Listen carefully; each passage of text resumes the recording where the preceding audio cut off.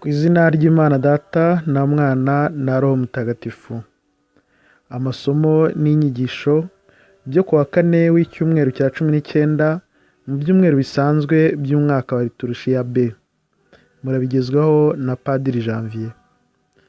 Isomo rya mbere turayisanga mu gitabo cy'umuhanuzi Ezekiyeli, umutwe wa 12 kuva ku murongo wa mbere kugeza ku wa 12. Ivanjiri yanditswe na Matayo, umutwe wa 18 kuva ku murongo wa 21 kugeza ku mutwe wa 19 umurongo wa mbere.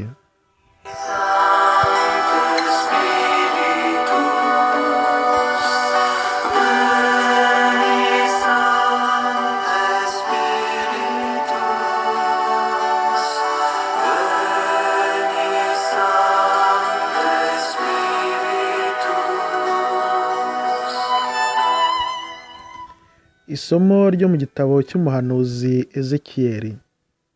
Muri iyo minsi Uhoraho ambwirira ijambo, ati mwana w'umuntu, utuye mu bantu b'inyoko y'ibirara, bafite amaso yo kureba ariko ntibabone, bakagira n'amatwi yo kumva ariko ntibumve, kuko nyine ari inyoko y'ibirara. None rero mwana w'umuntu, tegura umutwaro nk'uw'umuntu ujyanywe bunyago, maze ufate inzira ku manywa y'ihangu bose babireba. Uzahaguruke aha hantu uri, ugane ahandi bose babireba, wenda ahari byazatuma bamenya ko ari inyoko y'ibirara. Uzegeranye ibintu byawe nk'umutwaro w'ujyanywe bunyago, ubigire ku manywa y'ihangu bose babireba, maze uzasohoke ku mugoroba mu maso yabo, nk'uko abajyanywe bunyago babigenza.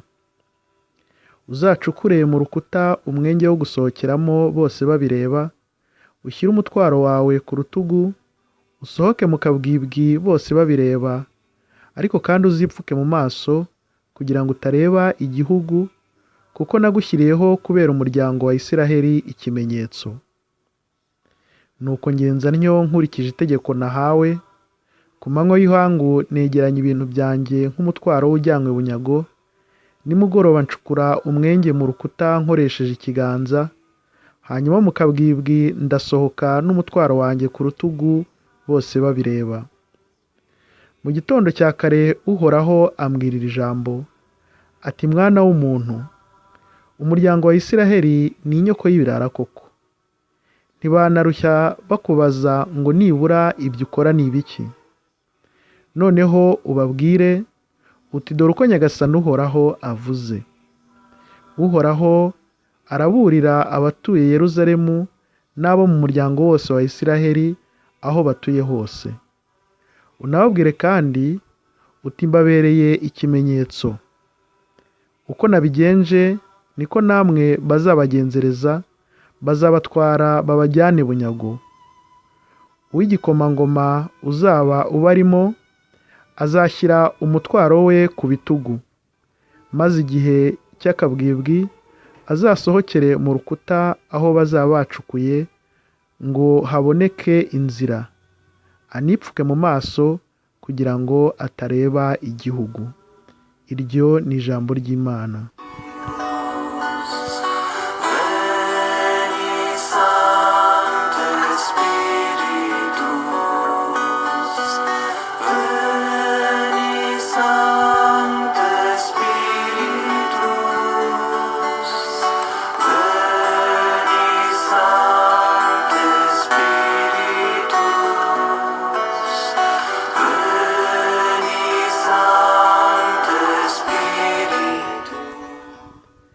Amagambo yo mu Ivanjiri ntagatifu uko yanditswe na Matayo.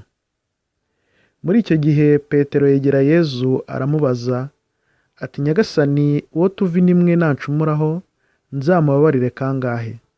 Nzageze ku ncuro ndwi? Yezu aramusubiza, ati sinkubwiye kugeza kuri 7, ahubwo kuri 77. Nuko rero ingoma y'ijuru imeze nk'umwami washatse ko abagaragu be bamumurikira ibintu bye. Atangiye kumurikisha, bamuzanira umwe wari umurimo amatarena 10,000. Uwo muntu abuze icyo yishyura, shebuja ategeka ko bamugura we n'umugore n'abana n'ibye byose, bityo akaba yishyuye umwenda we. Nuko arapfukama arunama avuga ati nyorohera nzakwishyura byose. Shebuja agize impuhwe aramurekura kandi amurekera uwo mwenda we. Uwo mugaragu akiva aho ahura n'umwe muri bagenzi be wari umurimo umwenda w'amadenari 100, amufata mu muhogo aramuniga ati shyira iby'undimo byose. Nuko mugenzi we amupfukama imbere aramwinginga ati nyorohera nzakwishyura. Ariko undi ntiyabyemera, ahubwo aragenda amuroha mu nzu y'imbohe kugeza igihe yishyuriye umwenda we. Bagenzi be babibonye birabarakaza cyane, niko kujya kubwira shebuja ibyabaye byose. Nuko shebuja aramutumiza aramubwira ati wa mugaragu mubi we, nakurekeye umwenda wawe kuko unyinginze. Wowe se ntiwagombaga kugirira mugenzi wawe impuhwe nk'uko nazikugiriye? Shebuja ararakara amugabiza abamubabaza kugeza igihe yishyuriye umwenda we wose. Nguko uko Data wo mu ijuru azabagirira nimutababarira bagenzi banyu mubikuye ku mutima. Yezu amaze gutanga izo nyigisho ava mu Galileya ajya mu ntara ya Yudeya iri hakurya ya Yorodani. Iyo ni ivanjiri ntagatifu.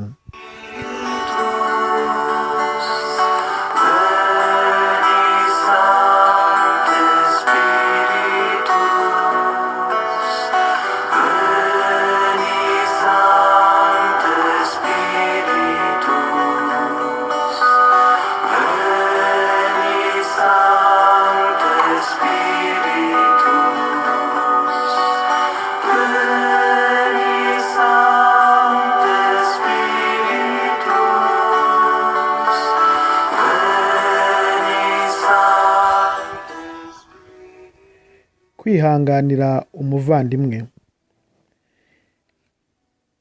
Uwo tuva inda imwe nancumuraho nzamubabarire kugeza kangahe? Uwo mubana, uwo mukorana, umuyobozi wawe cyangwa umukozi wawe, umugabo wawe cyangwa umugore wawe, cyangwa umukunzi wawe, umwana wawe, nagucumuraho uzamwihanganira kugeza ryari? Iyi ni ingingo Yezu yaganirije abigishwa be bihereye kuri iki kibazo Petero yari amubajije ati uwo tuva inda imwe nancumuraho nzamubabarire kugeza kangahe? Petero kuri we yababariraga abandi bijyanye n'umuco we, akumva ko 7 kaba gahagije kwihanganira umuntu inshuro zigeze kuri 7. Mu muco wa Kinyarwanda ho hari imvugo ivuga ngo 2-3 mu rugo rw'umugabo biba ari agasuzuguro, biba bikabije. Bivuze yuko kurenza 3 byaba bikabije. Ariko nanone mu Kinyarwanda hariho abihangana nabo bakaba bageza kuri 7 nka Petero, ariko byagera ku nshuro ya 8 bikaba ari ukuzana aka 8 nyine nk'uko babivuga, naho bikaba birenze. Petero rero yabajije Yezu yumva yuko 7 rwose byaba bihagije, ariko Yezu bimera nko kumukurira inzira ku murima, aramubwira ati ahubwo ako ni gakeya, ahubwo 77.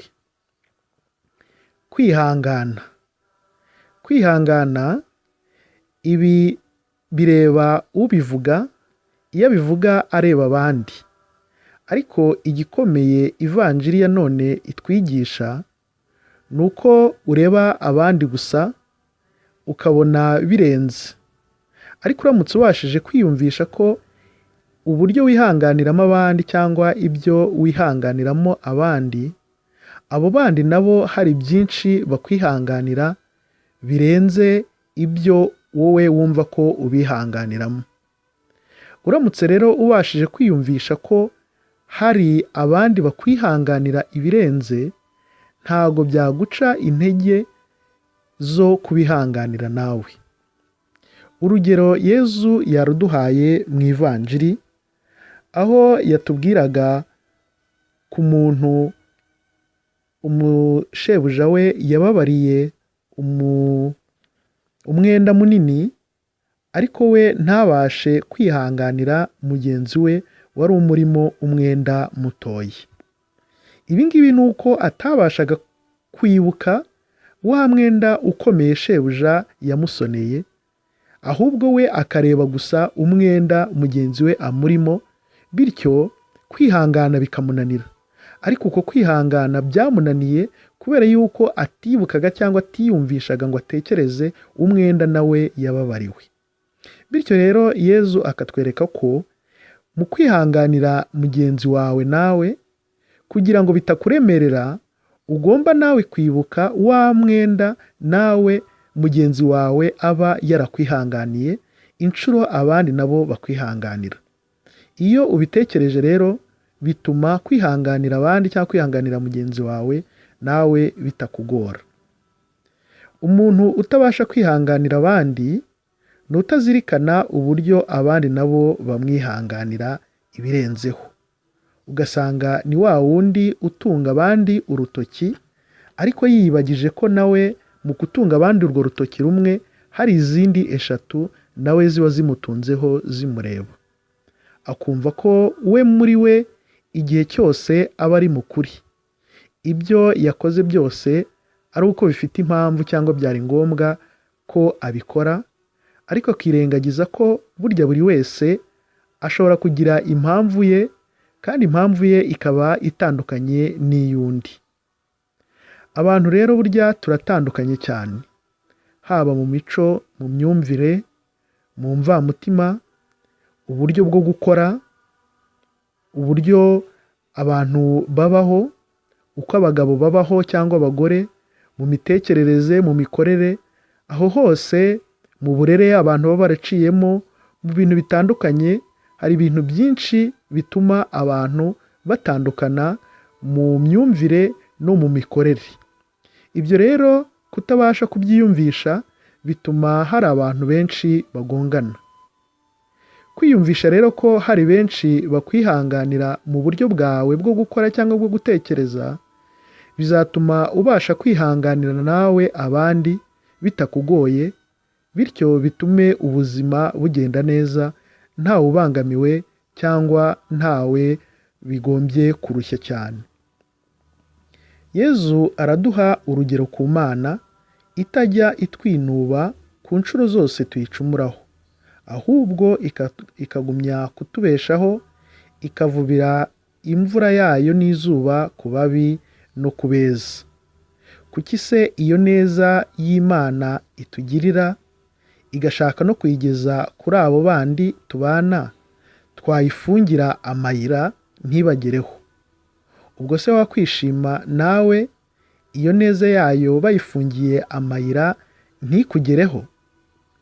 Pawulo mutagatifu ati mubabarirane nk'uko Imana yabababariye muri Kristo Yezu. Mugire umunsi mwiza. Mwari kumwe na Padiri Janvier, naho ubutaha.